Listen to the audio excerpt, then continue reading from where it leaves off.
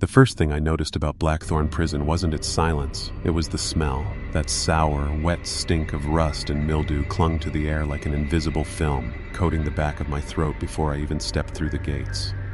The place had been abandoned for nearly 3 decades, yet it reeked as if something inside was still rotting. I told myself I was imagining it. My nerves had a way of playing tricks, especially since I quit the force. A failed career, a bad marriage, and too many sleepless nights had left me looking for work anywhere that would take me. When the security firm offered me a temporary guard assignment at Blackthorn, I didn't ask questions. Good pay for night shifts, minimal responsibility. That's what I was told. But standing there at the front gate with my flashlight and radio, I had the uneasy sense that I'd just signed up for more than I could handle. The prison rose like a broken tooth against the night sky, massive concrete walls crowned with rusted barbed wire, guard towers with shattered windows like blind eyes staring out over the empty yard. I'd driven past plenty of decaying buildings in my life, but this place was different. It seemed to breathe. "Don't wander too far," the supervisor had warned when he handed me the keys earlier that evening. He was a wiry man who kept glancing at the prison as though afraid it might overhear him. "Stay in the main blocks, make your rounds, call in if anything seems off, and whatever you do, don't go near the basement." I'd laughed, thinking he was joking. He didn't laugh back. By midnight, the gate clanged shut behind me, and I was alone. My boots echoed against cracked pavement as I crossed the yard. The sound carried too far, bouncing off the walls and returning to me in distorted fragments, as though someone else was walking just a step behind. I kept looking over my shoulder, but the yard was empty. Inside, the corridors swallowed me whole. My flashlight beam stretched across peeling paint, rusting bars, and shadows that moved in unnatural ways. The cells were lined with graffiti, names carved into stone, prayers smeared in charcoal, curses scratched deep into the metal. I ran my fingers over one phrase gouged into the wall. "Still here." The words sent a shiver crawling up my spine. I tried to shake it off. I'd guarded worse places before, drug houses crawling with addicts, alleys that stank of blood. A dead prison couldn't scare me. But then I heard it, the soft clang of a cell door closing, somewhere down the hall. I froze, straining my ears. Nothing. Just silence pressing in, heavy and suffocating. My light shook in my hand. "Wind," I muttered, though the air was perfectly still. When I made my way to the guard station, I found the old radio humming with static. It shouldn't have worked at all. The power had been cut years ago. But the needle danced, picking up a faint voice buried deep in the hiss. I leaned closer. "You shouldn't be here." The words were faint, but clear enough to freeze me where I stood. The smell of rot thickened, and I felt with sick certainty that I was no longer alone inside Blackthorn. The radio static died the moment I pulled back. The silence that followed wasn't just quiet. It was hollow, oppressive, like the building itself had taken a breath and was waiting for me to move. My pulse hammered in my ears. "Faulty wiring," I muttered, though I knew the place had no power. I flicked off the radio and clipped the flashlight tighter in my grip. If I focused on the job, maybe I wouldn't think about the voice. The map in my pocket showed my patrol route. 3 blocks, the cafeteria, the infirmary, then back to the guard room. Simple, routine. But every hallway I entered seemed longer than the last, stretching ahead in dark corridors that swallowed light. My boots clicked on cracked tiles, each step chasing shadows away, only for them to slip back behind me. The cells were worse.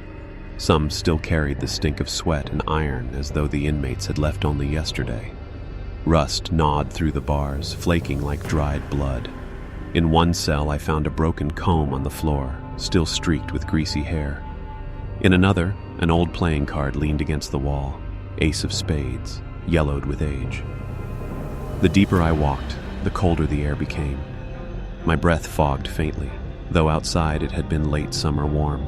The silence thickened until even the sound of my own breathing grated. I realized then why the place felt wrong. It wasn't just empty. It was expectant, like something inside was waiting for me. Halfway down Block B, I heard it again. Footsteps. Not echoes, not tricks of sound, distinct measured strides behind me. I whipped around, flashlight slicing through the dark. Nothing, just rusted bars and black shadows stretching down the hall. Hello? My voice cracked. I hated that.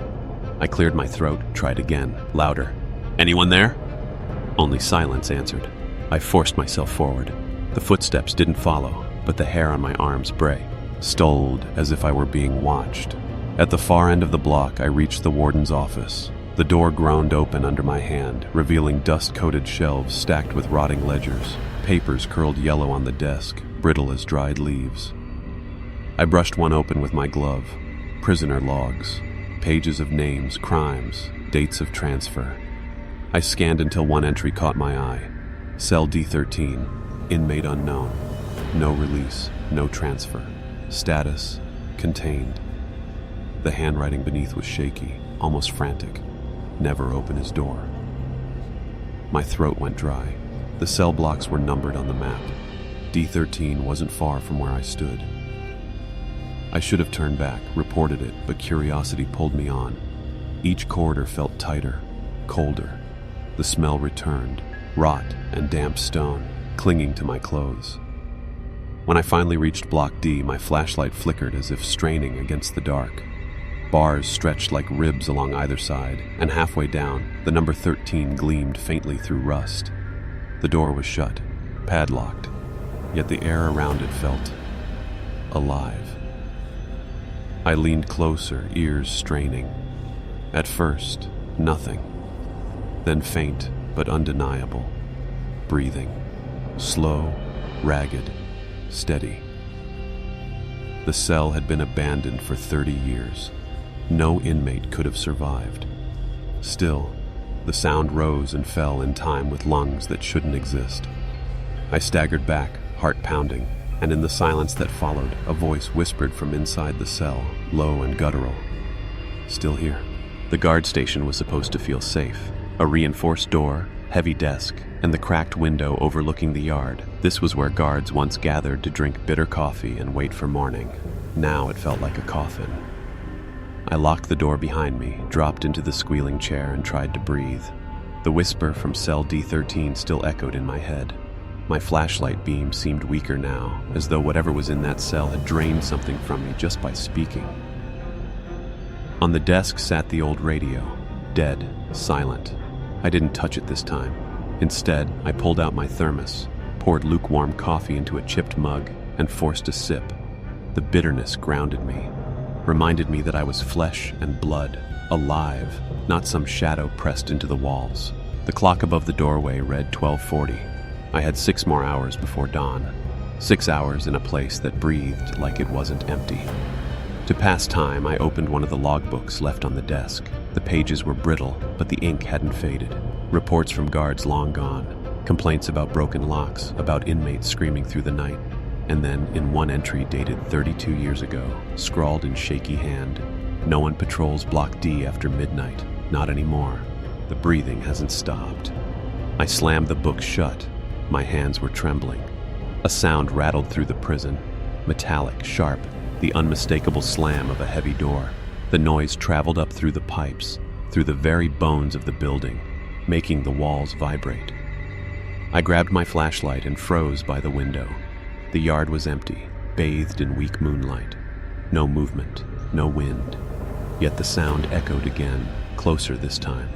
A cell door, closing. "All right," I whispered to myself. Old buildings settle, metal contracts. But even as I spoke, I knew it wasn't true. That sound had weight, intent. Someone, or something, was moving through the blocks. The air thickened, rank with mildew and faint copper, like dried blood. My throat tightened. I unlocked the door, flashlight beam cutting the hall beyond. Shadows writhed where the light touched, curling away as if alive. The corridor yawned before me, long and hollow. I took one step, then another. My boots echoed too loudly, like the building wanted to announce me. Halfway down the hall, my radio crackled on my hip. A burst of static, then a voice, low, ragged, barely human. "Turn around." I froze. The beam of my flashlight trembled against the far wall. My thumb fumbled at the radio switch, but the device had already gone dead. I pressed it to my ear. Nothing. My mouth went dry. If I turned back, I'd only see the empty corridor. But I couldn't shake the weight pressing on my neck, the sense that someone was standing just inches behind me, waiting for me to confirm it. I spun around, light stabbing the dark. Nothing, just peeling paint and rusting bars. And yet, when I returned to the guard station minutes later, the door I had locked tight stood wide open. By dawn, I was exhausted, my eyes stung, and every sound seemed sharper, like the prison had carved itself into my nerves. When the replacement guard showed up, a kid no older than 20, he gave me a half smile, oblivious to the weight pressing on the building. I didn't bother warning him. He wouldn't believe me.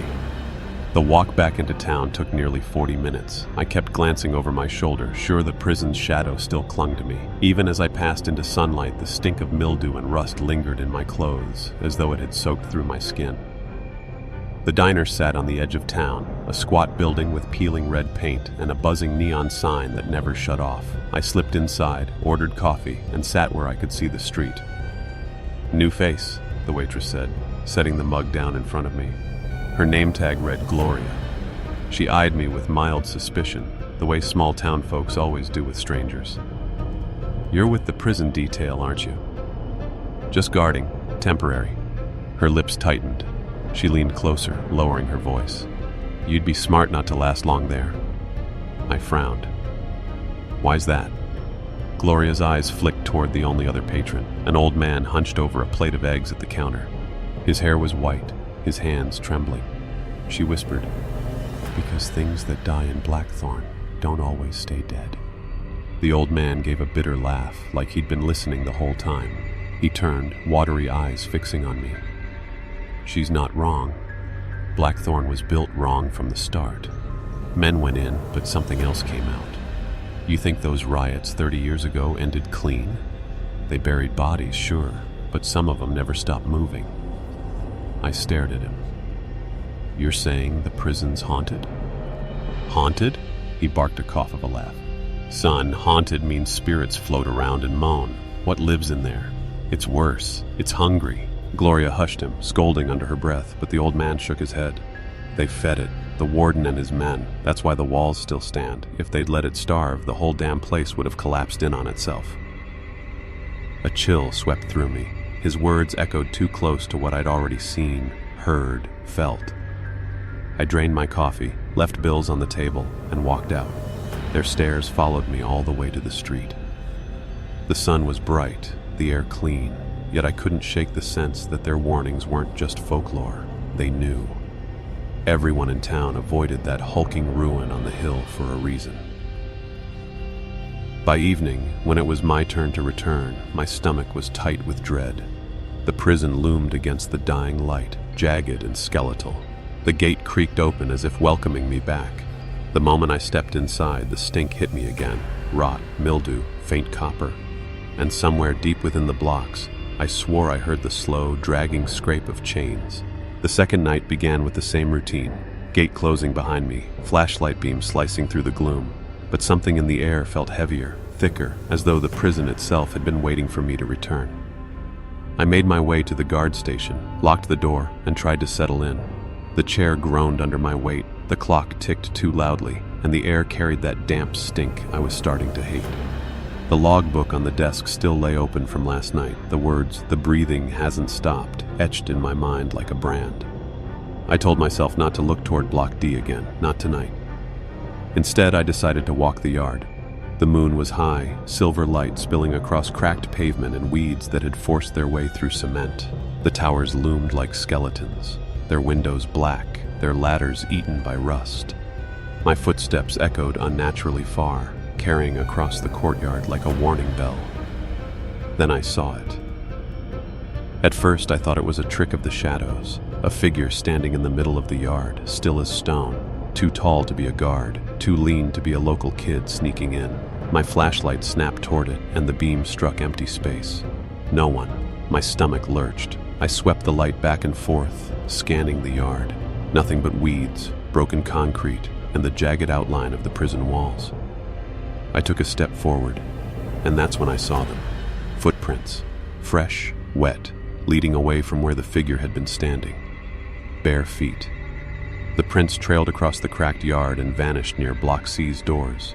The air felt suddenly colder, my breath visible even though the night was warm. I followed against my better judgment, boots crunching in the silence. The closer I came to Block C, the heavier the air grew, pressing against my chest.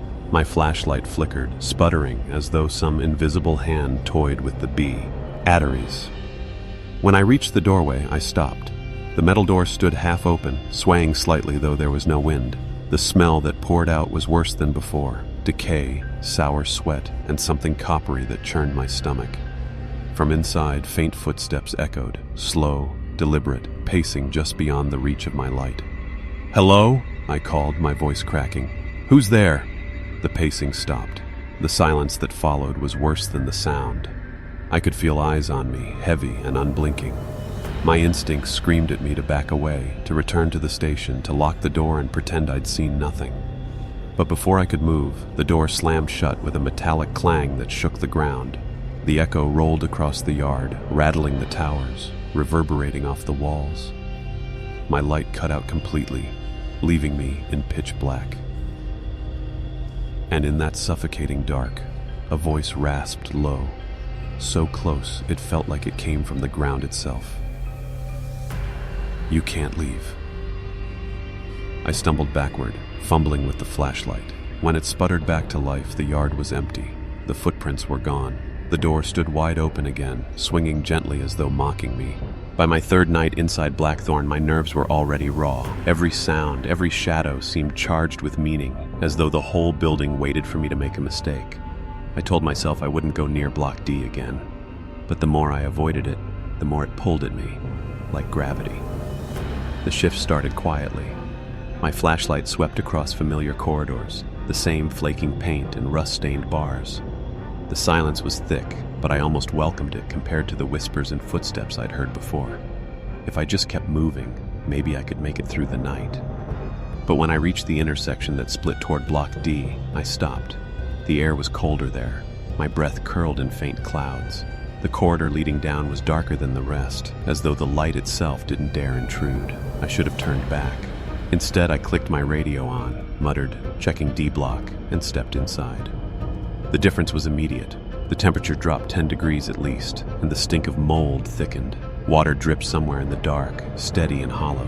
My boots rang too loud against the floor, echoing back at me like mocking footsteps. Each cell I passed seemed to carry its own story. In one, the mattress lay torn open, stuffing spilling like entrails. In another, deep scratches raked the walls from floor to ceiling, gouges too desperate, too savage to be human. My light lingered on one message carved into the stone. Still here, still hungry. The words were jagged, uneven, as though scratched with broken fingernails. My throat tightened. I forced myself onward. Halfway down the block, a sudden draft blew past me, icy, sharp. The hairs on my arms stood on end. My light flickered, and then I heard it. Breathing, not my own. Heavy, ragged, pulling in air with greedy force. I swung the light toward cell 13. The padlock still clung to the B. Arse, rusted and fused by time, but the door rattled gently, as though something inside leaned against it. My stomach knotted. The sound of breathing grew louder, closer. "Hello?" My voice cracked, shamefully weak. "Is someone in there?" No answer. Just another long, dragging breath, followed by the scrape of movement. I stepped back. Every instinct screamed to run, yet some twisted part of me stayed rooted, waiting. The lock rattled once, twice, then fell silent. A moment later, a whisper slid through the bars, so faint I thought it might be inside my skull instead of outside. "Hungry." I stumbled backward, nearly dropping the flashlight. The beam jerked wildly, catching glimpses of the walls, the floor, the rusted ceiling pipes. By the time it steadied, the corridor was silent again. No breath, no movement, only the thick, cold dark. I didn't remember running, but when I came to, I was slamming the guard station door shut and twisting the lock with shaking hands. My lungs burned, my skin slick with sweat. And still, faintly through the walls, I swore I heard that ragged breathing. I told myself I wouldn't go back to Block D, not after what I'd heard. But the prison has a way of dragging you where you don't want to go. Even when I stayed in other wings, I could feel that block pulling at me, like a draft under a locked door. On my fourth night, the whispers began. At first, I thought it was the pipes, old metal creaking in the dark. But the longer I listened, the clearer the sounds became. Words, not random noise. Words in a dozen overlapping voices, low and urgent. The first time I heard my name, I nearly dropped the flashlight. Daniel. It came soft, drawn out, echoing faintly down the corridor as I made my rounds. I froze, light shaking against the walls. Nobody knew me here. Nobody should have. Daniel. Louder this time, closer. I forced myself forward, heart pounding like a drum. My boots clicked too loud against the tiles, announcing every move. I tried the radio, but it spat nothing but static. In Block B, the whispers grew thick as fog, seeping from the empty cells. I swept the flashlight into one, then another. Dust, cobwebs, nothing alive. And yet the voices swirled, distinct now, weaving together. You shouldn't be here. Get out. Hungry. The last word rang in my chest like a blow. I pressed a hand to the bars of an empty cell. Cold metal burned against my palm. The whisper inside came clear as day. Daniel. I yanked my hand back, breath ragged. My flashlight sputtered, plunging me into shadow. In the dark, the whispers sharpened, filling the corridor until it felt like dozens of mouths pressed against my ears. I managed to slap the flashlight back on, and just like that, the voices stopped. The silence was worse. I hurried to the guard station, locked the door, and tried to steady my breathing. I poured coffee into the chipped mug, hands shaking so badly half of it spilled. The logbook on the desk seemed to star. E at me. Against my better judgment, I flipped it open. Scrawled entries blurred together until one caught my eye, written in a different, frantic hand. It knows our names. It won't stop until it knows yours too. Don't answer. My skin crawled. Had I already given it what it wanted by listening, by acknowledging the sound? The radio crackled suddenly, making me flinch so hard I spilled the mug. Coffee bled across the pages, but I didn't care. A voice hissed through the static, my name again, whispered slow and wet, as though the speaker's mouth was full of water. Daniel? I slammed the radio off, but the sound continued, faintly, from the walls themselves. By the time dawn crawled through the broken window, I was curled in the corner of the station, flashlight clutched to my chest like a weapon, ears ringing with voices that refused to be silenced. By the fifth night, my nerves were stretched thin as barbed wire. Sleep never came easy, and when it did, it brought dreams of heavy chains dragging across stone, of cold hands clawing at my throat. I woke drenched in sweat, ears ringing with whispers that seemed to follow me even outside the prison walls. Still, I reported for duty. Quitting wasn't an option. Pride wouldn't let me, and desperation for the paycheck chained me there as tightly as the prison chained its ghosts. The first hours of patrol passed quietly. Too quietly. The kind of silence that pressed against the skull until every breath sounded like a scream. I avoided Block D, choosing instead to sweep Block C. Its hallways stretched long and narrow, lined with cells that should have been as empty as the rest. Halfway down, I stopped cold. A door was shut. Most cells stood wide open, doors rusted permanently ajar. But this one, C21, was closed, the lock fastened from the inside. I frowned, ran my hand over the corroded metal. The padlock hung there, snapped shut, but no keyhole faced me. Whoever closed it had done so from within. I leaned close, peering through the bars. The beam of my flashlight stretched into gloom, catching the outline of a bed frame, a broken sink, and nothing else. Dust lay thick across the floor. Hello? My voice sounded thin, swallowed by the corridor. At first there was nothing. Then came the faintest sound, so soft I thought I'd imagined it, the rasp of breathing. "Who's in there?" I demanded, though my gut already twisted with dread.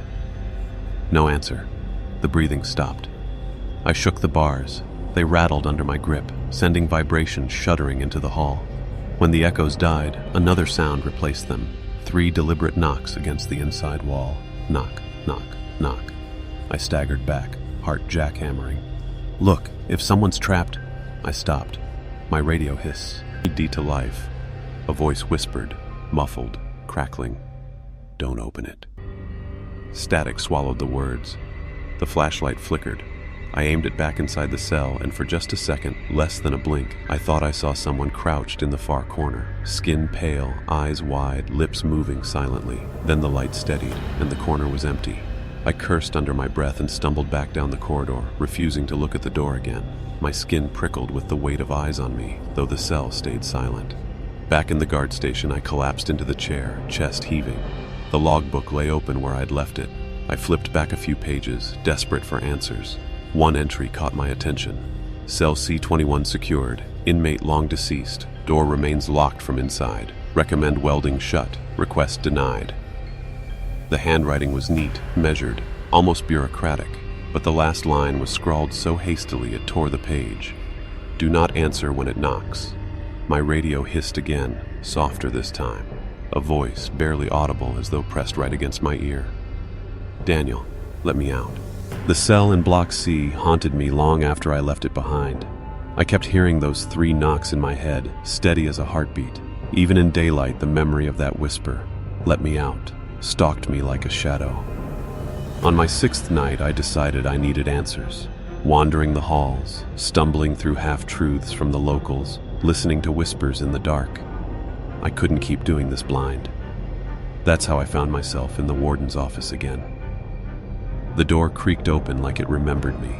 Dust swirled in the beam of my flashlight, pages of yellowed paper scattered across the desk. The filing cabinets had long since rusted shut, but the shelves sagged with ledgers and journals. I coughed against the smell, old paper, mildew, something faintly sour. One journal in particular caught my eye. Its leather cover was cracked, the pages swollen from damp. Across the front, barely legible, was a name. Warden Alistair Grieve. I set the flashlight on the desk, angling the beam, and opened the book. The first entries were ordinary enough. Prisoner counts, complaints about funding, notes about repairs. But as the pages turned, the tone shifted. Discipline in D block failing. Inmates claim to hear breathing at night. Recommend isolation. Order restored after riot. 9 confirmed dead, 5 missing. No bodies recovered. My hands tightened around the pages. The air in the office seemed heavier. Further in, the writing became almost frantic, ink smeared as though written in a rush. Containment successful. He cannot be killed. We must feed him, or he feeds himself. The others were right. He thrives on the suffering. My breath caught. Feed him? Who was him? Another entry, scrawled so violently the nib tore through the paper. The one who never died. Cell D13. Door must never open. The flashlight flickered, shadows lunging across the walls. My chest tightened. I flip, head ahead, searching for more. Guards refuse patrols after midnight. The voices spread. They call us by name. I can hear him even now in the walls. I pray the locks hold. If not... The sentence trailed off into an ink blot, a stain like dried blood. My hands shook as I closed the book. My skin prickled with the sense that I was being watched. I swept the flashlight across the office. Nothing moved, yet the air was thick with presence, as though the warden himself lingered, waiting for someone else to bear his burden. A sudden slam echoed through the prison. A cell door, then another, one after the other, a chorus of metallic crashes reverberating up through the floors. The sound crawled closer. I grabbed the journal and bolted, heart hammering, echoing down the corridor like gunshots. The slams followed me, growing louder, faster, until it sounded like every cell in the prison was opening in unison. By the time I reached the guard station, the noise stopped. Dead silence. I collapsed into the chair, journal still clutched in my hand. On the desk lay the logbook from before.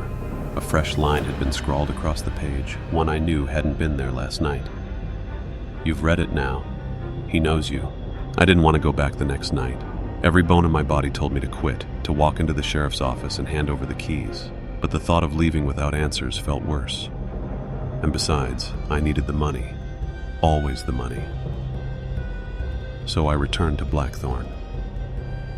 The warden's journal burned in my backpack like a secret too heavy to carry. His words echoed in my skull. He cannot be killed. Feed him, or he feeds himself. I prayed I'd misread, but prayers don't work in places like this.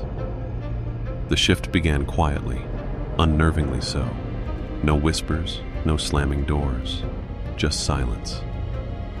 I patrolled Block A, my boots echoing along the tile, flashlight trembling in my hand. For a while, I almost convinced myself the worst was over. Then came the first scream. It ripped through the halls, raw and guttural, like a man being flayed alive. I froze, flashlight beam quivering against the walls. The sound had come from Block D. Of course it had. I sprinted down the corridor, lungs burning, heart thundering. The scream rose again, higher, sharper, ending in a wet gurgle. I skidded to a stop at the threshold of Block D.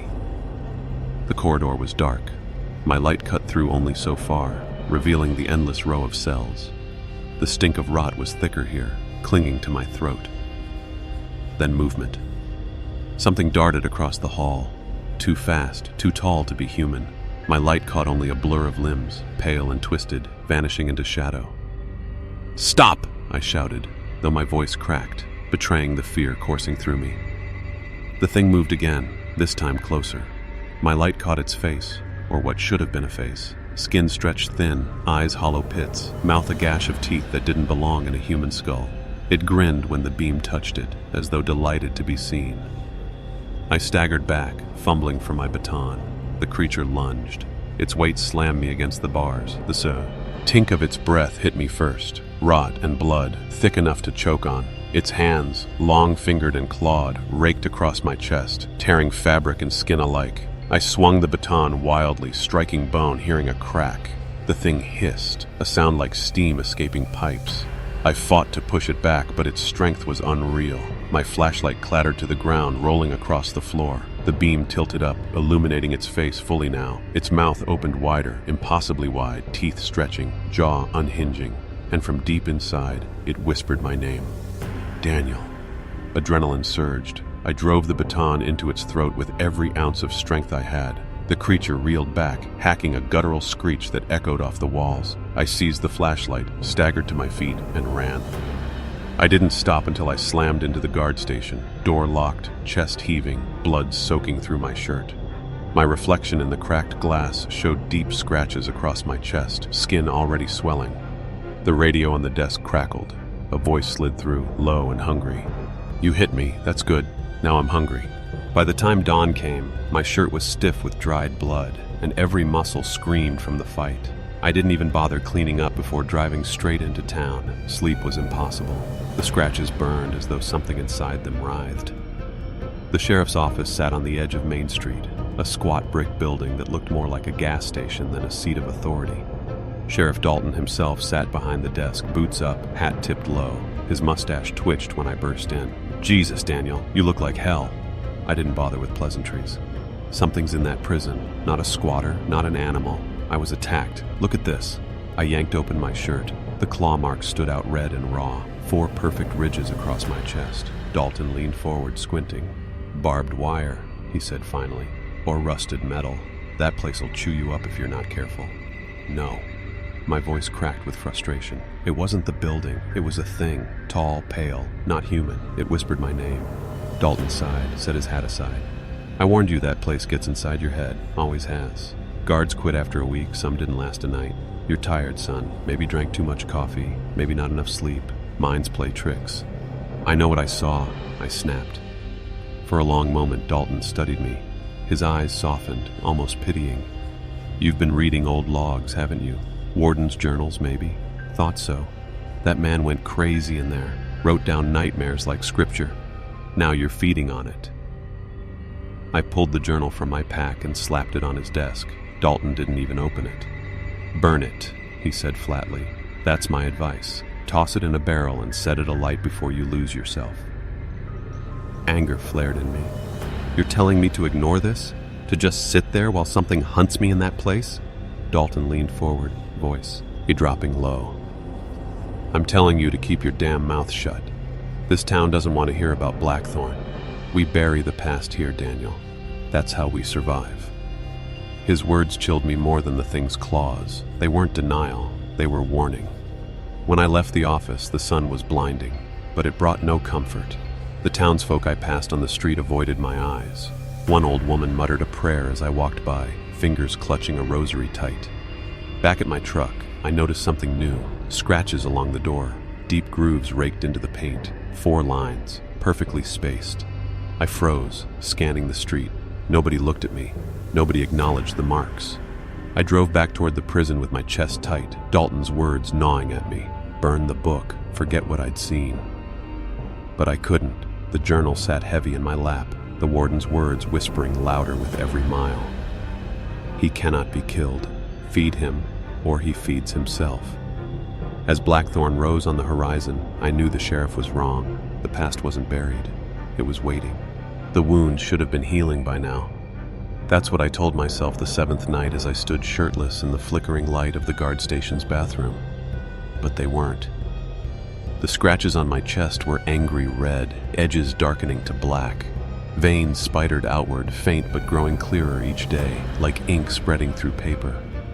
When I pressed a hand against them, a pulse throbbed beneath the skin. I couldn't shake the feeling that they weren't just injuries. They were something else. I splashed cold water on my face and pulled my shirt back on, ignoring the way the fabric clung to the wounds. The logbook sat on the desk where I'd left it, and though I swore I wouldn't read it again, I found myself flipping it open. The handwriting on the newest entry wasn't mine. The marks spread. They always spread. He leaves pieces of himself behind, growing inside you. I slammed the book shut so hard the cover cracked. My breath came fast, shallow. Whoever had written that knew exactly what was happening to me. I forced myself onto patrol, flashlight in hand, trying to keep moving. The air in Block B was thick with mildew, the walls sweating moisture. Somewhere above, water dripped steadily, a hollow plink that echoed through the hall. Halfway down the corridor, I stopped. The sound had changed. No longer dripping, now tapping. Knock, knock, knock. The same rhythm as cell C21. My chest ached where the scratches burned. The marks seemed to pulse with the knocks, each throb syncing with the sound. I gritted my teeth, staggered forward. "Show yourself," I whispered. The flashlight beam swept over empty cells, rusted beds, broken toilets, nothing alive. Yet the knocking followed me, always just ahead, as though retreating deeper into the prison. I ended up in Block D before I realized where my feet had taken me. The air was colder here, sharp enough to bite. My breath curled in mist. The knocks stopped. Silence reigned. Then, breathing. Low, ragged, hungry. The beam shook in my hand. Shadows writhed along the walls, stretching long fingers that didn't belong to me. My wounds throbbed violently, hot and raw, and then, clear as if whispered into my ear, hungry. I spun, light cutting across the bars of cell 13, the same one the warden had written about. The door was still locked, rusted shut, but inside something shifted. A pale hand slid from the darkness, long fingers wrapping around the bars. Nails sharp as knives scraped metal. The whisper came again, but this time it used my voice. Hungry. I stumbled back, bile rising in my throat. The hand withdrew. Silence fell. I bolted for the guard station, slamming the door, locking it twice over. My chest burned like fire. I tore open my shirt again and nearly gagged. The scratches had deepened. They weren't healing, they were splitting open, and something beneath the skin was trying to get out.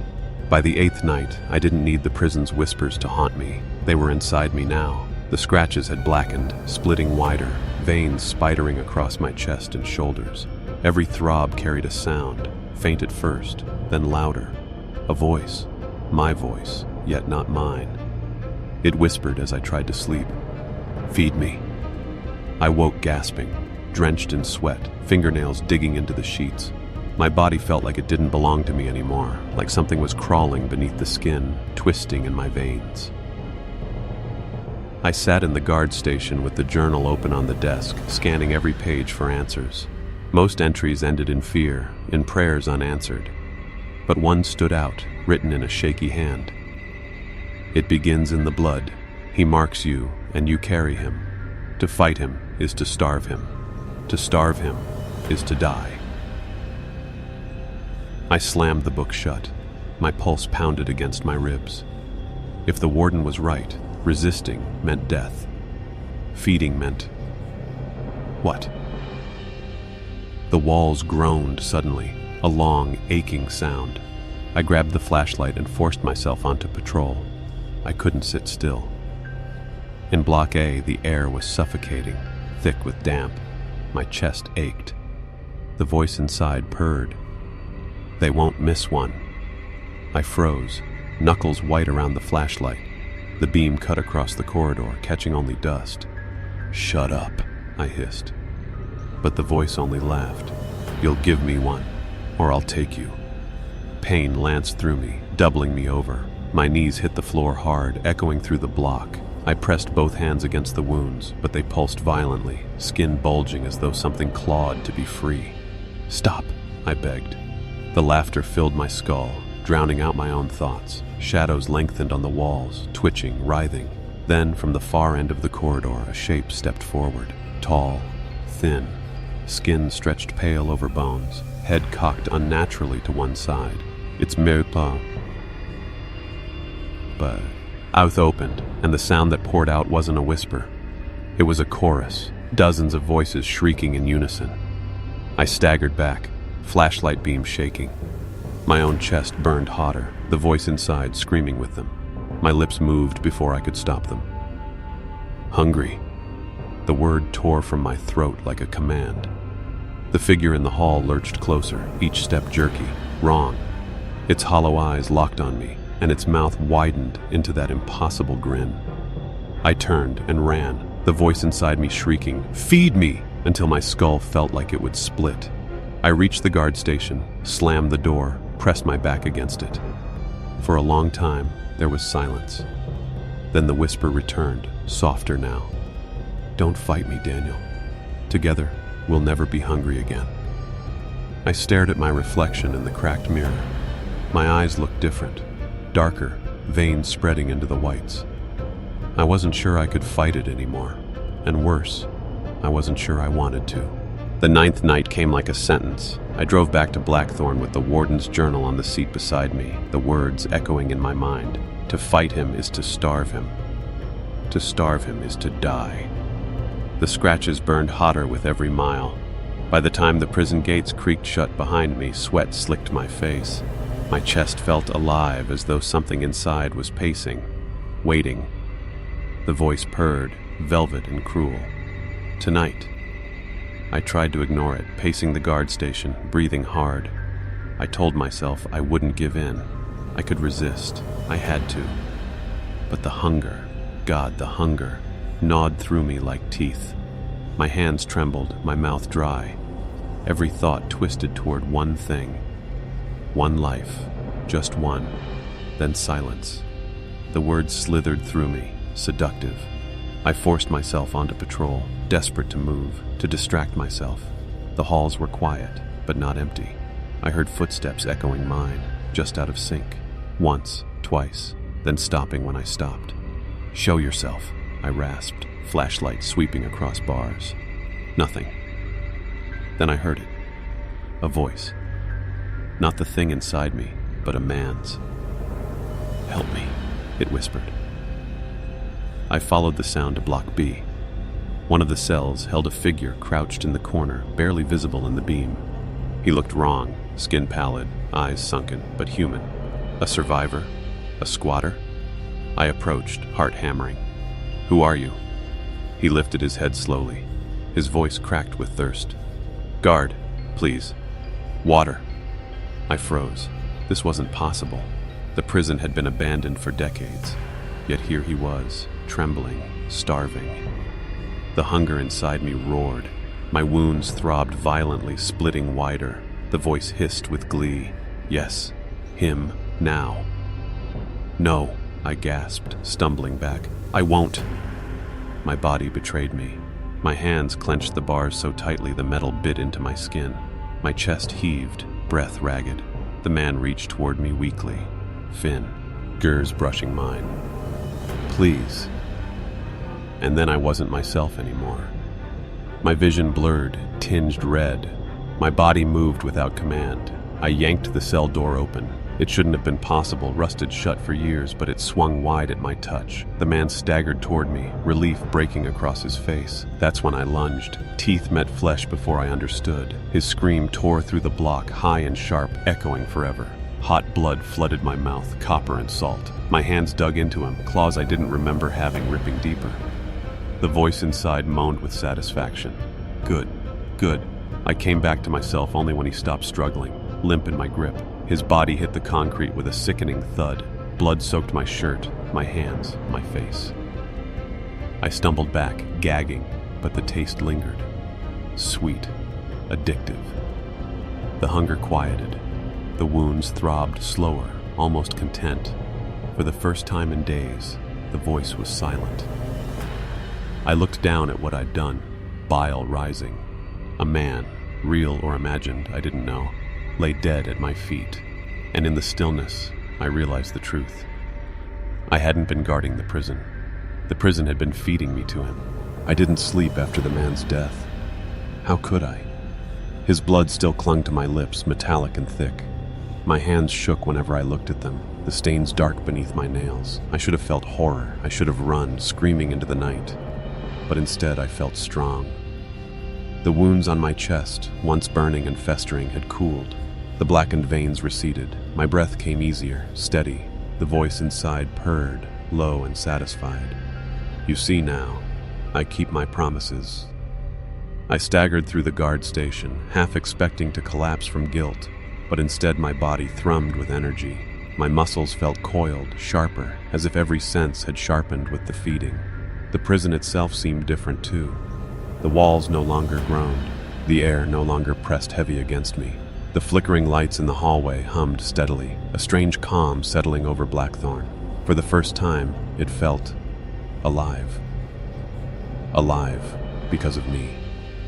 I told myself it was madness, but when I stepped onto patrol, the shadows seemed to bend out of my way. No whispers taunted me, no cell doors slammed. The prison had always resisted me, but now it yielded, and the voice inside whispered, "You are mine now, as I am yours." I reached Block D, where Cell 13 waited. The door that had terrified me for nights loomed ahead, rust crusted thick across its bars. My chest tightened. Part of me wanted to run, another part wanted to kneel. "Show me," I muttered, my own voice foreign in my throat. A sound answered, low, guttural, like laughter rumbling from beneath the earth. The walls shivered, dust trickling down. The barred door rattled once, hard enough to shake the floor. My wounds pulsed in rhythm. The thing behind the bars didn't need to speak. I knew what it was saying. "We are bound. You feed me, I feed you."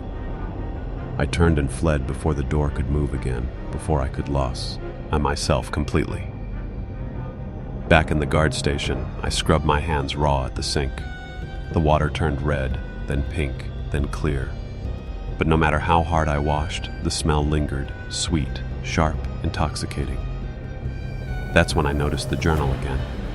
It lay open though I hadn't touched it. A fresh entry had been scrawled across the page in the same frantic hand as before. "The first is hardest. After that, you will crave it. He rewards loyalty. He grants strength, sight, power. But the price grows steeper." The words blurred as bile rose in my throat. Power, sight, strength. The promises echoed in my bones. I shut the book, but its message was already seared into my mind. I couldn't deny the truth. I was no longer guarding Blackthorn. I was becoming part of it. And the thing inside had just given me my first taste of what it meant to belong. On the 10th night, I swore I heard the prison inhale. I'd just stepped through the front gates when the air shifted. The wind outside fell silent, and in its place came a long, deep pull, like lungs dragging in breath through the broken windows and rusted bars. Dust lifted in swirls, drawn inward. The very walls seemed to shudder, as though filling with air.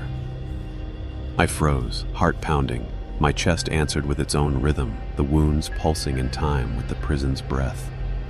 "Alive," the voice purred inside me. "Do you feel it? We are one. I staggered to the guard station, trying to shake the thought, but the building didn't feel abandoned anymore. The ceiling lights, though dim, no longer flickered. The pipes groaned with the sound of water rushing through them. Even the scent had changed. The thick rot of mildew had faded, replaced by something metallic, coppery, familiar. Blood. I pulled the journal out, desperate for an anchor. A new entry waited, though my hand hadn't written it. When he breathes, you are his. The walls will move for you. The halls will twist to lead you. Do not trust the way out. My mouth went dry. I slammed the book shut and shoved it aside. Patrol felt different that night. The corridors didn't stretch endlessly anymore. They bent. The prison was changing, warping to funnel me deeper. No matter which turn I took, I found myself circling back to Block D, and with each step, the breathing grew louder. I stopped outside cell 13, chest heaving. The barred door shivered with the rhythm, as though the prisoner within was the lungs of the whole building. My wounds ached, each throb like a heartbeat not entirely my own. Then I saw it. Condensation blooming on the cold steel bars. Breath. The cell was exhaling. I stumbled back, nearly dropping the flashlight. Shadows stretched down the hall, bending toward me like reaching hands. The voice, in my head, purred with approval. He breathes because of you. You fed him. He grows. Shut up, I hissed. But even as I spoke, I knew it was true. I turned to leave, but the corridor twisted. Where a straight path had once been, the walls bent sharply, leading me into a new hall I'd never seen before. Fresh concrete, uncracked, unrotted. Lights glowed steady above. At the end of the hall stood a heavy iron door, spotless, untouched by time. A plaque above read, Warden's Office. But that wasn't possible. The real warden's office had collapsed years ago. My chest ached with a pull I couldn't resist. My hand touched the knob before I realized what I was doing. It turned smoothly, silently. Inside, the air was warm. A desk stood in the center, papers scattered, ink fresh. A single lamp glowed. And behind the desk sat a man in a guard's uniform, head bowed, scratching words into the journal lying before him. When he lifted his face, I saw my own. The sight of him, of me, froze me in place. He sat behind the desk as if he belonged there, pen scratching across yellowed pages. The lamplight caught the curve of his jaw, the crease in his brow. It was my face, my body, down to the scars on my hands, except the eyes. His were darker, almost black, threaded with veins like cracks in stone. They gleamed when he looked up. "You're late," he said. My voice, but lower, heavier. He doesn't like to be kept waiting. My throat tightened. What? What are you? He smiled faintly, tapping the journal with his pen. I'm you, or what you will be. The hand that feeds. The warden he deserves. The room tilted around me. I staggered forward, gripping the edge of the desk. This isn't real. None of this is real. Real? He laughed softly. You bled for him. You fed him. That is real. The rest, your guilt, your doubts, they're shadows. He'll strip them away. I shook my head violently. I didn't choose this. You opened the cell. You tore into him with your own teeth. Choice is an illusion. The voice inside me purred in agreement, wrapping his words in velvet chains. He speaks truth. No. I backed away, heart hammering.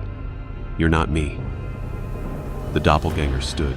His movements were smooth, deliberate, like a predator rising from the tall grass. I'm stronger. And soon you'll beg to be like me. You'll thank him when the hunger no longer hurts, when the walls bow at your command. He leaned close across the desk, our faces inches apart. I could smell copper on his breath. Blood. My blood. What happens if I refuse? I whispered. His smile widened. Refuse. There is no refusal. Only delay. The The longer you fight, the more it tears at you. Haven't you noticed the skin splitting, the bones aching? He is inside you already. You are his. I'm only what you'll become once you stop lying to yourself. I stumbled back toward the door, fumbling for the handle. Stay away from me. But when I yanked it open, the hall outside wasn't the same. It wasn't any hall I recognized. The prison had shifted again. The air smelled of rust and blood, lights flickering overhead. Behind me, his voice followed. Calm, patient. You can't run from yourself, Daniel. Every step you take brings you closer. I slammed the door shut and bolted down the twisting corridor, the sound of his laughter echoing after me. By the time I reached the guard station, my chest felt as though something inside was clawing to get out. I ripped my shirt open, gasping. The wounds had widened further, edges splitting like cracked earth. Beneath, something pulsed, a second heartbeat, deeper and slower than my own. The mirror on the wall caught my reflection. For a moment I saw him again. Dark eyes, blood-stained mouth, a grin too wide. Then it was just me, pale, shaking. But the hunger didn't care which face I wore. It was growing, and I was running out of time before it swallowed me whole. I told myself I wouldn't do it again. One life was already too much. The man's face haunted me when I closed my eyes, his scream echoing in my skull. But the hunger didn't care. By the 11th night, my skin burned with it. The wounds on my chest split further, dark veins writhing like worms beneath. My bones ached as if hollowing out. Every breath scraped raw, every heartbeat echoed with a voice not my own. Feed. I tried to drown it out, poured coffee until my hands shook, read the warden's journal until the words blurred, paced the guard station until blisters formed, but the whisper never stopped. Feed. And then the prison answered. The lights in Block C flared bright, then died, plunging the corridor into darkness. I grabbed the flashlight, sweat chilling my back. Something wanted me there. The halls shifted as I walked. Doors that had been rusted shut now hung open. Shadows stretched ahead like guides, bending me forward. No matter how many turns I tried to take, I always ended up at the same place. A cell door halfway down the block. Inside crouched another figure. This one was different. Younger. A woman, thin as bone, her hair hanging in matted ropes around her face. She looked up when my light hit her, eyes wide and feral. "Please," she rasped. "Please don't leave me here." My throat closed. I stumbled back a step. "How are you alive?" She pressed against the bars, desperate. "They locked me in. I've been here for days. I thought I'd die. Please help me." The hunger roared so loud I nearly dropped the light. My chest convulsed, the second heartbeat hammering. The voice inside me was no longer a whisper. "Take her. Tear her. Feed me." I gripped the bars to steady myself, knuckles white. "No," I hissed. "Not again." The woman reached out, fingers brushing mine. Her skin was ice cold. Her eyes shimmered with tears. "I don't want to die." My body moved without me. The cell door groaned as I pulled. Rust crumbled away like dust and the lock clicked open. She stumbled forward into my arms, sobbing in relief. That's when I smelled it. Her pulse. Hot, frantic, so close beneath her skin. The thing inside me took over. I sank my teeth into her throat before I even realized. Her scream burst sharp and short, muffled by blood. My hands clamped down, claws raking, tearing. The warmth flooded my mouth, sweet and sickening. Her struggles weakened. Her body went limp. When I finally let go, I was drenched in red. The hunger inside sighed, satisfied, curling like a beast at rest. My chest wounds stopped throbbing, almost closing. The woman's body crumpled at my feet. Another life stolen. Another stain that would never wash away. The prison groaned in pleasure, walls vibrating like a purr. Lights flickered back to life, steady and warm. For the first time, the air smelled clean. But I couldn't fool myself. I wasn't the guard anymore. I was the prisoner. and the prison had just fed me my second meal. After the second feeding, something changed. The next morning, if it was morning at all in Blackthorn's warped halls, I woke without pain. The wounds across my chest, once festering and raw, had sealed into jagged scars. The black veins receded like retreating tides. For the first time in days, I felt whole, but not human. The mirror in the guard station caught me off guard. My reflection leaned too close, like it moved before I did. My eyes were wrong, darker at the edges, the pupils wide, drinking in every flicker of light. And when I leaned closer, I swore the glass rippled as if it recognized me. That was the first gift. The second came on patrol. I didn't need the flashlight anymore. My vision cut through the dark like it was nothing. Every sound rang sharp. The scuttle of rats 3 blocks away, the groan of rusted pipes beneath the floor, even the drip of water echoing from places the halls shouldn't reach. The prison had bled into me, or maybe I had bled into it. I tested it, walking the corridors. The walls responded, shifting subtly, guiding me where I wanted to go. I thought of the cafeteria, and there it was around the next corner, though it had been collapsed for years. I thought of the warden's office, and the path bent, doors unlocking one by one until I stood before it again.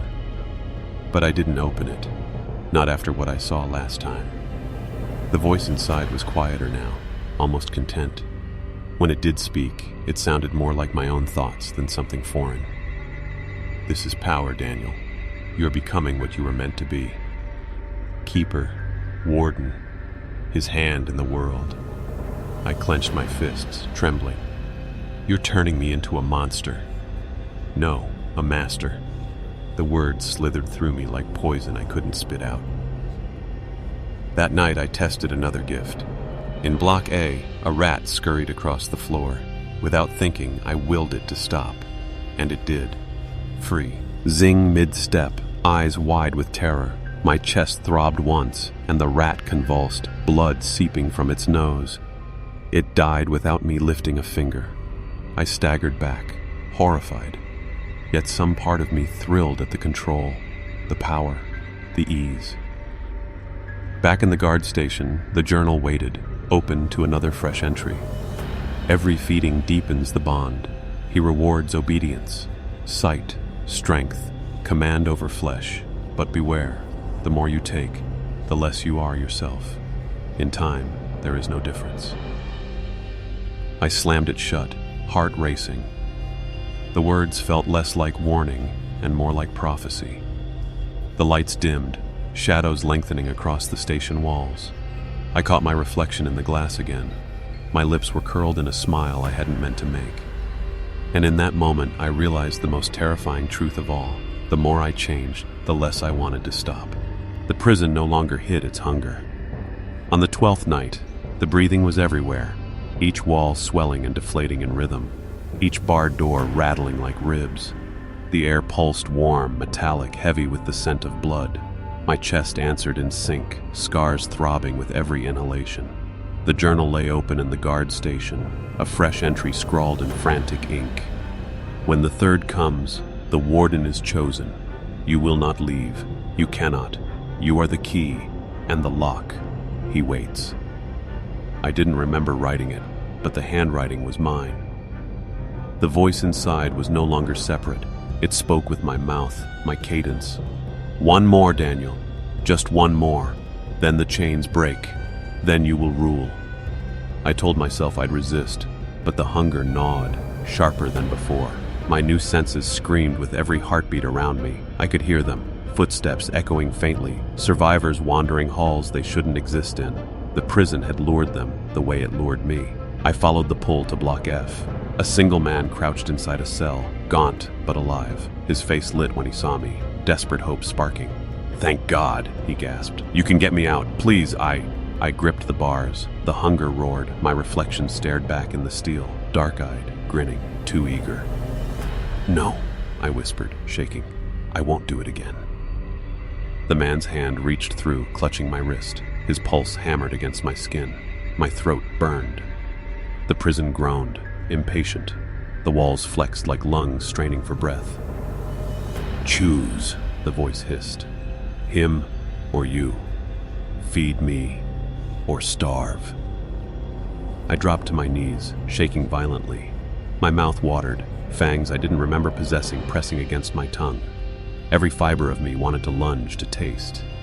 But another part, small, buried, clung to the memory of who I'd been. Daniel, the guard. A man, not this. I looked into the man's terrified eyes, his face blurred. For a moment, I saw the first victim, then the woman, then my doppelganger smiling behind the desk, and then I made my choice.